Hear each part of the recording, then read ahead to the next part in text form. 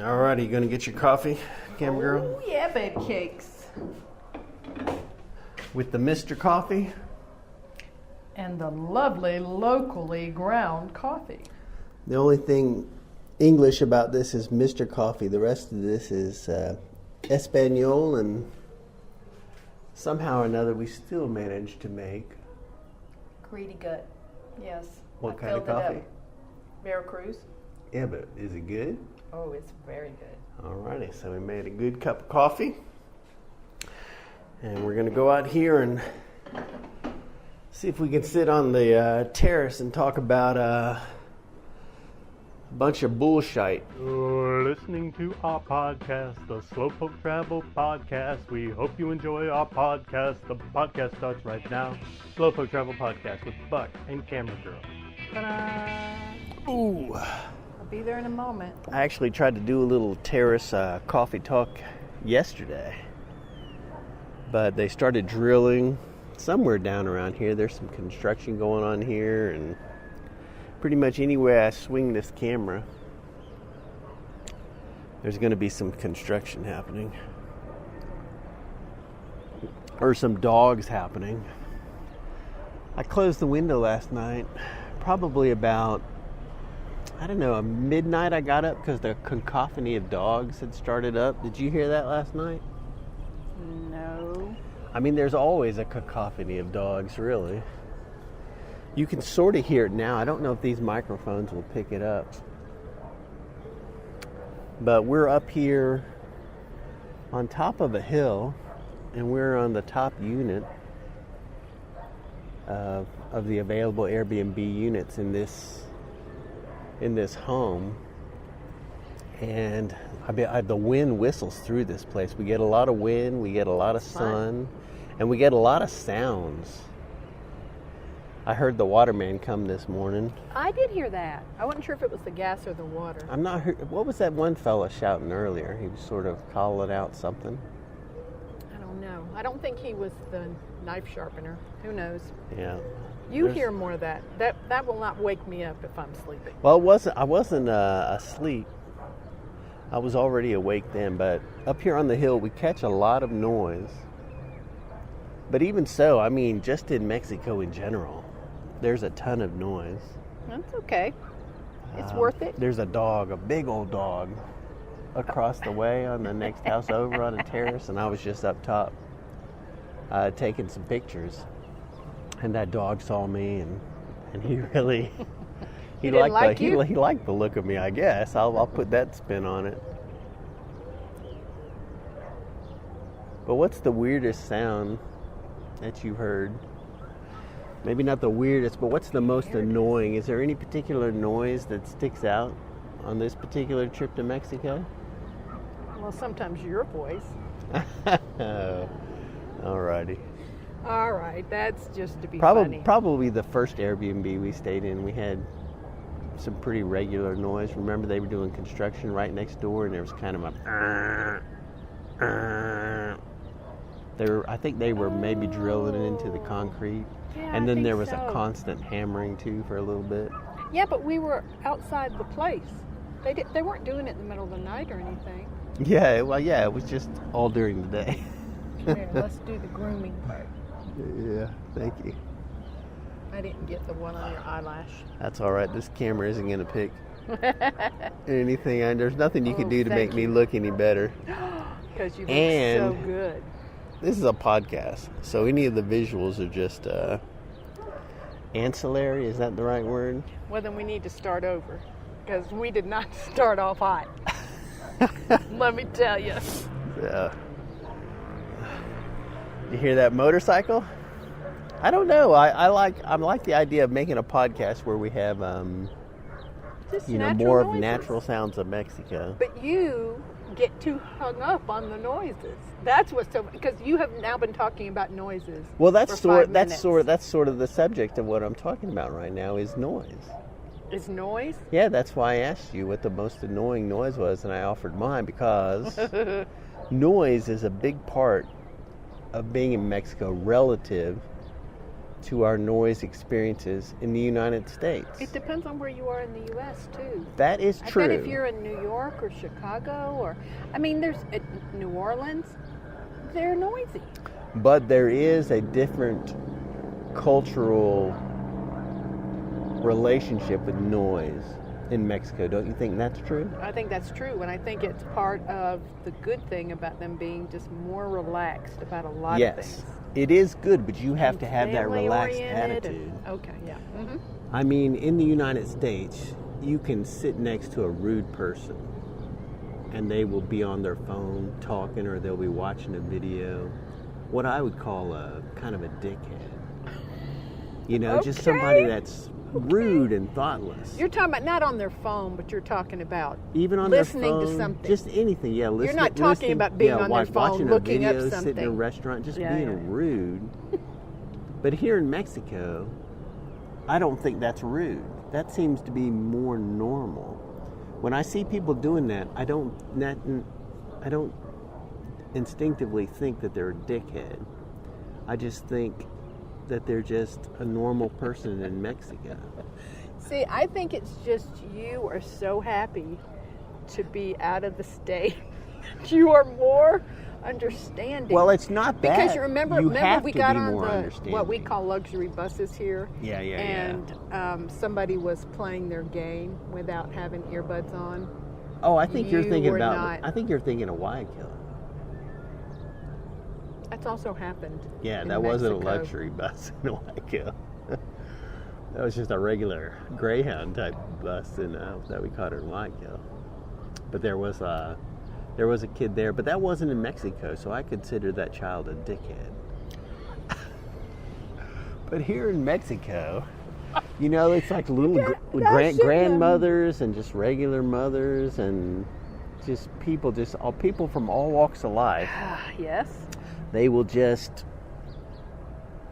really not be that concerned with the noise that they're making relative to anything around them. So, really, we should talk about the miracle that is Buck, that has mellowed enough to be able to handle it. Because, when you start off with that, I'm like, well, I don't notice it like you do. It's not I never noticed the noise, but it's just, and again, we've talked about this. I grew up close to an Air Force base. I grew up on many Air Force bases. Exactly, including the one you're talking about. You grew up close to that Air Force base. I was in the middle of that monkey. And planes would fly over. Oh, sure. And so to me, it's white noise. But just recently, we were back there, and the Blue Angels were practicing. The Blue Angels is not regular noise. And when we were in Seattle and the damn Blue Angels, I know.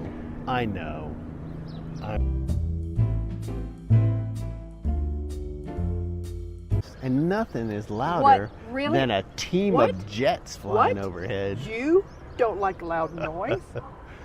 And yet here I am in Mexico, quite content. Oh, and it is true love, because you even sat with me.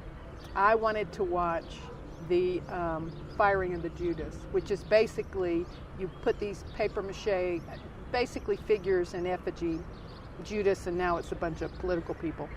But anyway, you throw them up in the square, you put firecrackers on them, and you blow them up.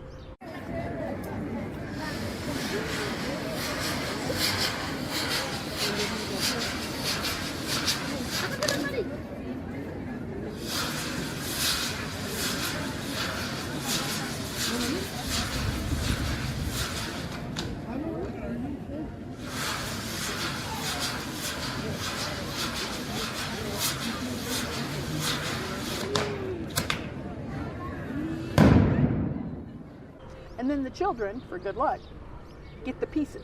Yeah, I would have liked to have gotten some pictures or video of the children walking away with the arms and the legs and the whatever. But I don't want to take video of people's children. Well, and sometimes the head would be the only thing left on the wire. Anyway. Yeah, and that was part of Easter. That celebration was part of the Easter celebration. It was a little bit of levity, is my understanding, at the end of 2 weeks of amazing pageantry and processions and different things. But you sat with me for most of it. Yeah. And you mostly were quiet. Well, you know, I mean, they blew up how many effigies? It was like... It was like 16. Yeah, and I mean, really, No, I if you've think seen there them was blow 18. up one, you've seen what's going to happen. What was that procession we saw in the morning? It was very early in the morning. You woke me up at the crack of dark to hit the streets so we could go. I told you didn't have to go. Well, I was very glad I did because it was pretty In the end. amazing. What time is it, camera girl? Do you want me to really tell you? Yeah. It's before 6 a.m. We're closer to 5:30. No, it's 5:45. Fireworks have been going off all night. There's some kind of religious procession going on today. So Midnight is when the procession starts. we'll be up here at the crack of dawn to go see what's going on. I should say an hour before the crack of dawn. Procession of the Lord of the Column. There's people been walking with this statue since midnight. They're coming to a church here in San Miguel. Watch out.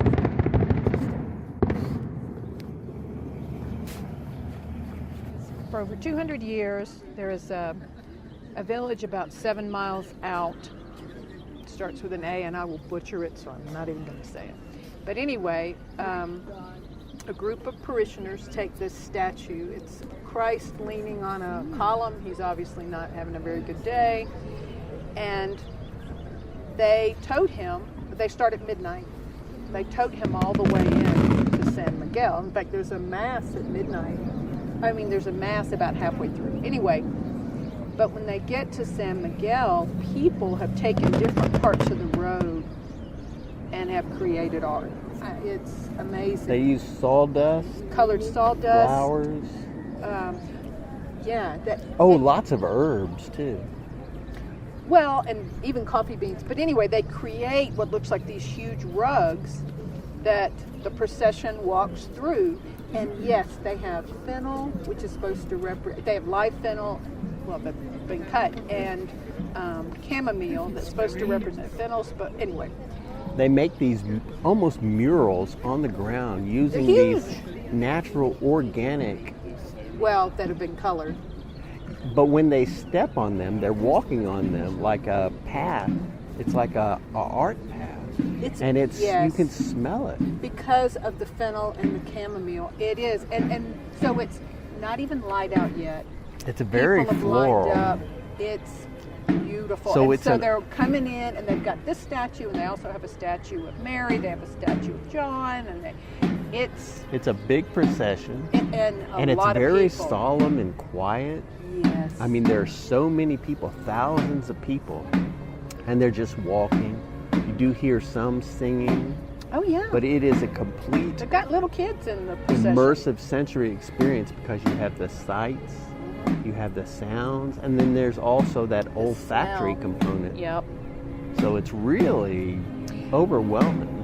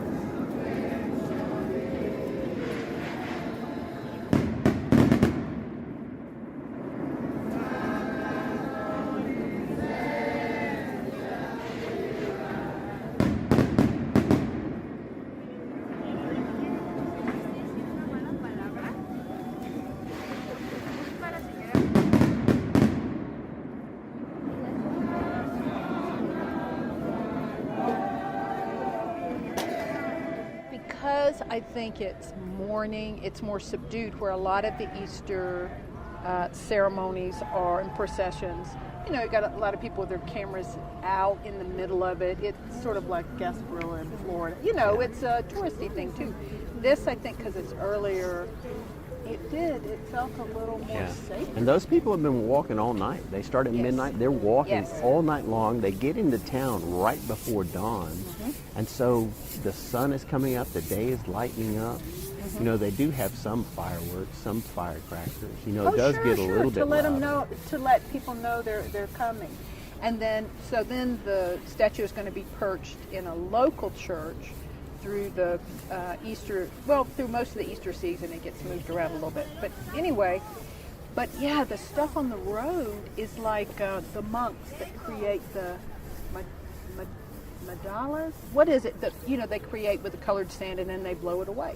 It's the same thing, because I was like, oh, even though they'll be messed up, let's go look at some of the rugs, because we didn't know some of the rugs. We didn't know, even though a friend of yours had told us, go the night before and you can see the art. Because not only do they do the rugs, they do arches of flowers and just amazing for the procession to walk through. And we were going to get some good pictures of that art.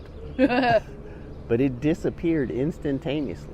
Right behind the procession, it was literally within 5 minutes. People in orange, their cleaning crews were already cleaning it up. Quite a big production. They did have fireworks. They did have some big cannon sounds, even as it was getting light. And in fact, they had it last night. I heard these cannons going off.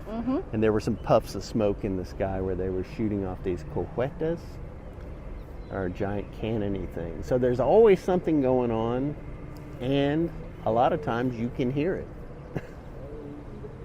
So there. Well, especially if you're listening for it. Yeah, I circled it back to noise. Yeah, okay. So that's the theme of this podcast. So there goes a truck down there. A truck, okay.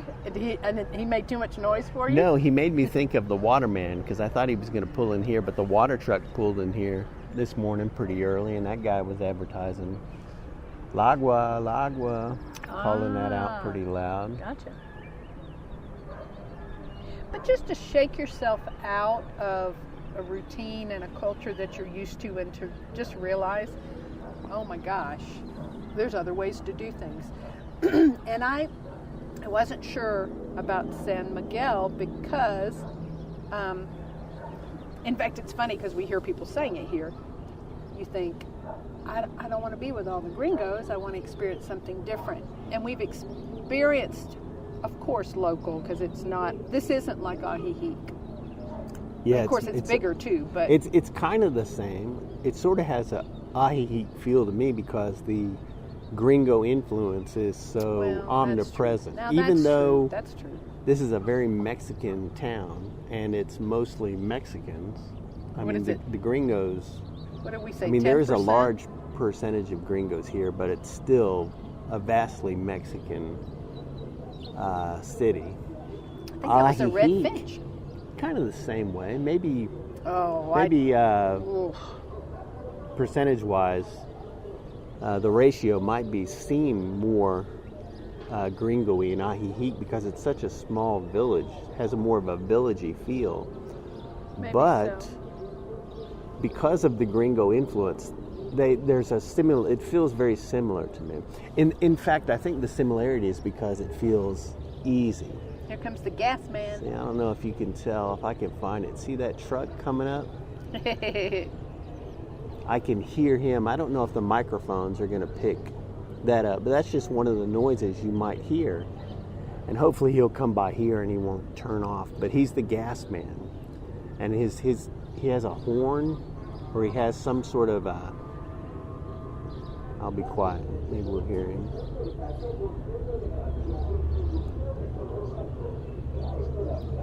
It kind of got a little louder, so I think he turned down that road and that kind of amplified the sound. But he's basically got a PA system and he's announcing that he's the gas man. And so if you need gas, he's delivering canisters. So you see right down there, that's a canister of gas. to hook up to the stove. And that truck, he goes around and he'll exchange your empty canister for a full canister of gas. And that's pretty much every place we've been in Mexico has been like that, hasn't it? Have we ever stayed anywhere that had an electric range? No, Yeah, I think they exist, but no, we haven't. Yeah, but it's mostly been gas ranges that we see. And on top of the roofs, you see there's these water containers. Yep. So all the roofs have water on top, and then there's these, you see these silver doohickeys. Those are like solar heating. Yeah, the metal contraptions. tubes. Yeah. Yeah, and that's for heating up the water. So you get hot and cold water on top of your roof. And everything's gas. And a lot of this stuff is delivered to your neighborhood by some fellas in a truck. Oh, what about the milk guy? That was like a throwback. He was making noise too, wasn't he? He did like a... I don't remember. He had a particular horn. That's right. We've seen rhythm. him come up to a couple of houses, and he'll stop in front of the house, and he'll toot his horn, and people will come out, and they'll have like a little pot or canister or cup. Exactly. And then he has some tall canisters in the back of his truck. Tall metal that you used to see all the time. Yeah, they're what you think of when you think of an old-timey milk canister. Yep. And he will ladle out milk and fill their canister. Yep. So I don't know where he's getting that from, and I assume it's milk. Maybe it was a skin lotion. Maybe he's the lotion man, and we don't even know it. It's milk. It's milk. Maybe he was delivering coconut milk. We just assume that it's some sort of dairy product, but it sort of had an old-timey milkman feel to it. Oh, now, when I lived was. in England, when I was a little kid, my dad was stationed in England, and we lived off base, and we used to get milk delivered to our home. We would open the door in the morning, and there would be glass bottles of milk. Weren't they in a metal container? No. They were in glass bottles, Yeah. and they would have a foil top. Oh, okay. And it would be a different colored foil top, maybe so you could tell how old it was. Or what if it was low fat or skim, or was it always whole milk? This was in the early 70s. Back in the old days. Yeah, I don't think Olden people times. had 2% milk and skim milk. I think people back then just had milk. And it came in a bottle and the milkman brought it to you. At least in England, that's how it was. In the town we were living in. But some of that still feels like it exists here. In fact, when we were staying at our first house sit in Mexico, we had a number of people came by, but we used to buy nopales or cactus leaves. a fellow would come by and knock on the door, and he would have a pot, and he had tortillas in it. He had like a nopales salsa. He had gorditas. What else did we buy? I think that was the only things we bought, but I don't know what else he had in there. But he would go door to door. Yeah, he would just knock on your door, and he would sell something. When we lived in England, there used to be a vegetable truck. Like the vegetable truck would come onto the street, and he'd open up his doors, and all the housewives would come out, and they would buy their vegetables. And the bread man would come in his truck, and he would just park his truck. And the women would come out. My mom would go out, and she would buy bread, and the meat guy would come. You didn't have to go to the market. The market came to you. Well, we had a market in that first house set. We had a big market very close. And there were all these little stalls that had fruits and vegetables that we could choose from. But you remember the guy come in with his 2 children, and he was playing the guitar, came down the road, and he was playing his guitar and a harmonica. Oh, okay. Yeah. And that guy. And the little kids would go knock on I don't think it was a doors. harmonica. He was playing a trumpet. Oh, I think you're right. How did I get that confused? I don't know what he was doing. But he was walking around banging on a drum. There's 3. Oh, I don't think you're going to be able to see it. Oh, parrots? 3 parrots. They are parrots. Yeah, They're I could good see size. them, but there's no way this camera is going to even come close to getting that. I'll try to zoom in on I'm those, sure but you're there's right. no way. But we see them every now and again. There's a fella down there working on his VW Beetle. He just crawled out from under it. I tell you what, we see a ton of VW Beetles around here. I mean, that's awesome. I remember that from our last trip to Mexico, but I think I've seen more of them here in San Miguel than in the other places we've stayed. And I mean, they're functioning VW Beetles, and that isn't like the new VW. That's like the VW that I was looking at to buy for my first car. And my dad said I didn't want that because I didn't know anything about cars. But that's the thing. It's a simple car. My dad had a VW hatchback. My dad always had VWs when we were kids because I think you can work on them. I mean, you don't have to know a lot. I think it's a simple contraption. So if you have some basic car knowledge and some tools, then you can work on your car. My dad used to do it all the time, and I see these VWs and I see people working on them, and that fella just crawled out from under it.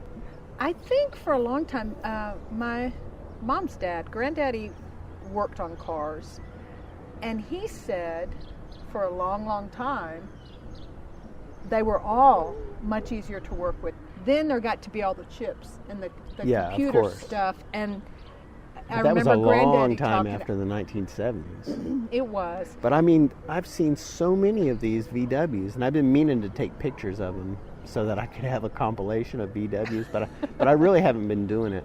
But show your mom. Well, it's just the idea that these cars are 50 years old. They're beat up and they're still running all over this town. You just don't see that in the United States.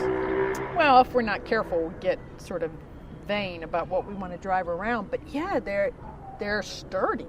Well, the thing is, in the United States, they probably wouldn't pass inspection. You'd probably have to work at it a little harder to make it roadworthy. Maybe, and probably won't be able to tell. But we come out here, of course, day and night because it's gorgeous. You get, especially the sunsets. And so I got real curious. You probably can't tell. I mean, there's churches everywhere. They're gorgeous. But to the right of a church out here, there is a big white bird. It's a goose. It's a goose. And yesterday, after breakfast, I took us to a different place for breakfast. We loved it. I said, let's go look for the bird. Yeah. And Buck, he found it. Yeah, I found it online. I was going to say. Using Google Maps. Yeah, we busted in terms of trying to find it, although we did see some cool stuff. But thank you. That, again, true love.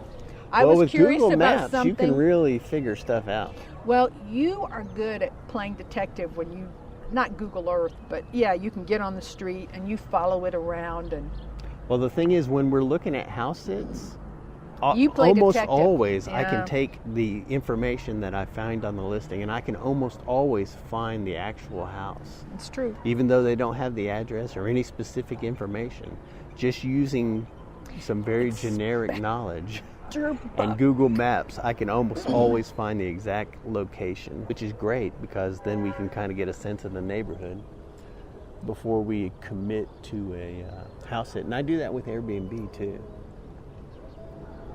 I knew exactly where this Airbnb was before they gave us the address so that I could scope it out and make sure it wasn't next to a discotheque. Yeah, but on the other hand, like we met a woman, did she say 82 or 87? How old is she? Well, I think one time she said 83 and another time she said 87. So I'm not sure. She was old enough to where she didn't know maybe exactly you just how weren't old listening. she was. But we just meet people that are fearless. And it's so much fun. And that she said, well, I guess I'm a risk taker. She said in passing, and the more she talked, you know, like you're talking about, I make sure this and I research this. And I have my things definitely that I overthink. It was wonderful and inspiring to talk to this person who was just, she's also an extrovert. See a lot of, I would say, elderly expats roaming around these streets. And I mean, these are rough cobblestone sidewalks. This is not, you have to be careful no matter how old you are. You have to be careful walking around in these Mexican streets. And these people are in their upper 70s and 80s. Yeah, even upper 80s. And they've got canes and they are just heading uphill on these cobblestone streets. We And have I'm seen praying a few. for them. I'm hoping that they make it. And Of while course I'm they're praying, going to. while I'm praying for them, I'm busting my ass. Because man, if you're not paying attention, like steps are very uneven. You know, you think you're going to step off a curb and step into the street, and all of a sudden. This is another thing you talk about in every video. Well, I don't do it every video, but I do it a lot because it happens a lot where I will step off something and it will end up being twice as far as I thought it was going to be. That's true. Yeah. And then it just really, I can feel it in my butt bone and my spine all the way up to my neck. Your sphincter. I tell you. Yes, but what's also fun is I'm surprised there aren't more chiropractors in Mexico. But I've also seen people, so they're going along. The other nice thing about San Miguel, there's plenty of taxis, as well as apparently Uber. So I've seen a few people like halfway up the hill, taxi! You know, they're like, we're done. Yeah. We're It done is for very now. easy to get a taxi in this town for sure. Yes. Because I think most people don't drive. I mean, there's plenty of cars, there's plenty of roads, but I think there's a You don't have hefty to. enough population in this town that there's taxis running everywhere for everyone that doesn't want to walk. And buses too. Oh, right. We've only done that once so far. Yeah. But, Well, we like to talented drivers. walk. I mean, even here, that's like way the hell across the valley where that goose is. But there's also, that's where, that's near the La Comer Market. And, and City Market. Yeah, a couple other things. So we walk over there. We've walked over there every day. From here to there, I think, is a 40-minute walk, according to Google Maps. So we probably get there in about 35 minutes. I don't know. But you can't really tell between here and there. Maybe on the camera it looks kind of level, but you got to walk up over a hill and down again. So there's definitely some up and downs in San Miguel. Yeah, but that's what's so great is since neither of us are real athletes, we get exercise. Yeah, but we just get rambling more around. athletic by being here. Well, let's just say we move a little more. Yeah. I don't know that my coordination gets any better. Anytime I get together with my brother, and we haven't done it in a very long time, and we'll do some sport, and he'll like, I haven't played this in 2 decades, and I could have been playing it the last 3 months.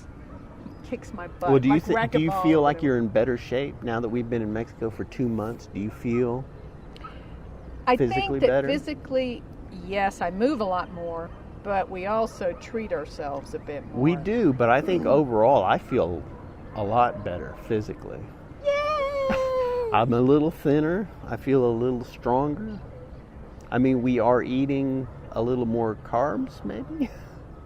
But we have to Processed carbs. We have to walk everywhere that we go, or at least we choose to. Yeah, every now and again, like when we moved from the last Airbnb to this Airbnb, we did take a ride because we had, besides our backpacks, we had gathered just a little bit of food stuff and this, that, and the other. Yeah. And so, it's not, we're like against it. Yeah, we'll probably take an Uber from here to the house sit because we're going to have Stuff. Yeah, we're going to have our backpacks, but then we're also going to have probably 2 armfuls of other bags because we got our aluminum foil, we got coffee, groceries, we got coffee filters, we got detergent, we got cleaning supplies, we got all kinds of stuff because we are staying longer term. Yes, and we do lodgings. try. We've gotten better. Used to be, we could be staying somewhere a week, and we'd get stuff for a month, and it was like, how do we get all this stuff? But, sometimes we just leave it in a place, too. I mean, not anything messy, but, if you got a can of this or a can of that, we're like, it's too heavy. It's too heavy. Well, let's wrap this up. We'll wrap it up by going in here and showing some of the things that we got. Ooh, good idea. Because we eat out a lot, but we also buy stuff to go with our leftovers. And we also want to make sure we have some vegetables. So we got onion, plenty of garlic. Yeah, because, the vampires. We got a papaya. We got broccoli. We got bananas, apples. This is my broccoli stems. I got lots of eggs because eggs will turn anything into a meal. We got some poblano peppers. I got a big cabbage here. We got some rotisserie chicken that we buy. We got lots of nuts, more fruits and stuff down here. And we go to the markets and we get these kind of healthy organic things because it's hard to get. when you're eating out. I mean, we find the restaurants that are a little more fancy pants, and you they can have get salads and vegetarian. greens and blah, Yeah, blah, yeah, blah. yeah. But if you're going to the less expensive, kind of lower end tortilla taco type places, the food's delicious, but you're going to have a hard time getting vegetables and whatnot. But we buy vegetables and then we just cook them up with some beans and eggs. And that's it. Oh, what else did I buy? I bought this. Oh, yeah.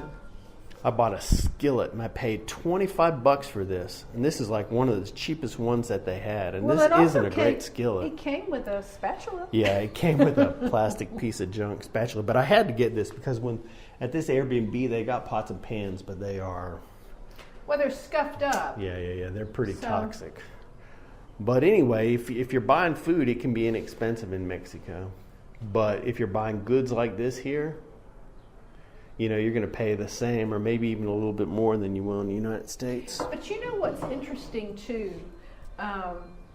It's easier to get meals that have mushrooms and not just white button mushrooms like oyster mushrooms and things. I've been amazed how many times, even we go to some of the smaller places, I'm sure I'm getting a lot of oils that maybe we're trying not to eat as much of. But We went somewhere yesterday and had a really great meal, and they had a sauce with it. oh, it was one of the best. And then you made the mistake of asking how it was made. No, it's okay.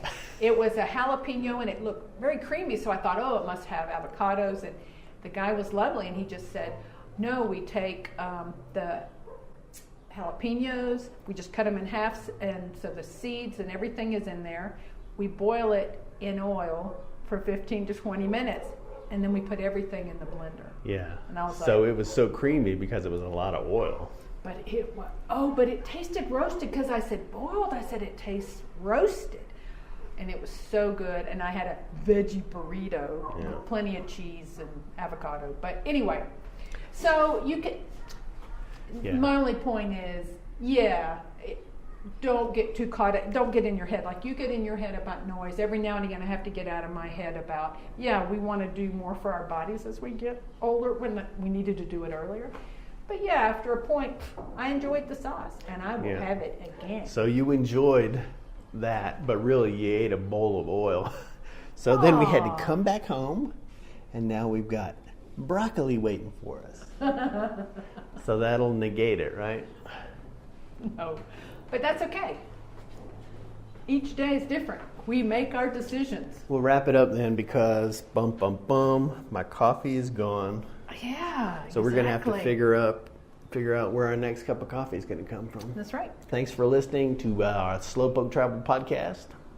Links down below to anything we talked about or house sitting links if you want to check that out. I'll put some other stuff besides us just sitting around talking. I'll put other video clips and pictures and stuff on this here. So hopefully you'll find it interesting or entertaining. If you have any questions, just ask below in the comments.